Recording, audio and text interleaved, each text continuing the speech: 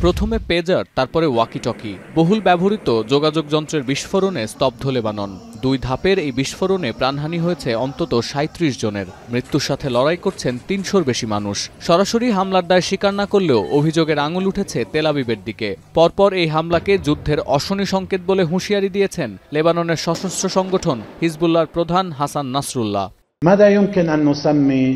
How can this criminal act be characterized? It is nothing but a terrorist act. It is nothing but a massacre. And this is the word that we are going to adopt, massacre, to be added to the Israeli enemy's crimes and massacres. Hezbollah প্রধানের এই ভাষণ যখন সম্প্রচার হচ্ছে, ঠিক সেই মুহূর্তে আবারও নিজেদের শক্তির জানান দিয়েছে নেতানিয়াহুর সেনাবাহিনী। স্থানীয় সময় বৃহস্পতিবার সকালে লেবাননের দক্ষিণাঞ্চলে হিজবুল্লাহর ঘাঁটি লক্ষ্য করে হামলা চালায় আইডিএফ।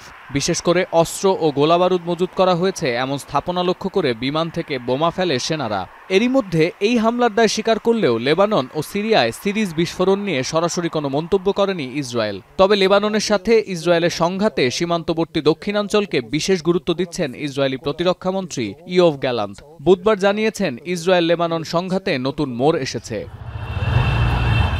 এদিকে যোগাযোগ যন্ত্র বিস্ফোরণ, হিজবুল্লাহর ভেতরে শত্রুপক্ষের অনুপ্রবেশ এবং সীমান্তে পাল্টাপাল্টি হামলার জেরে নড়েচড়ে বসেছে বৈরুত। পর্যটক ও বিমান যাত্রীদের পেজার এবং ওয়াকি-টকি নিয়ে দেশে প্রবেশে সরাসরি নিষেধাজ্ঞা আরোপ করেছে দেশটির সিভিল অ্যাভিয়েশন বিভাগ। সন্দেহজনক যোগাযোগ যন্ত্র উদ্ধারের সাথে সাথে ধ্বংস করে ফেলছে লেবানিজ সেনাবাহিনী।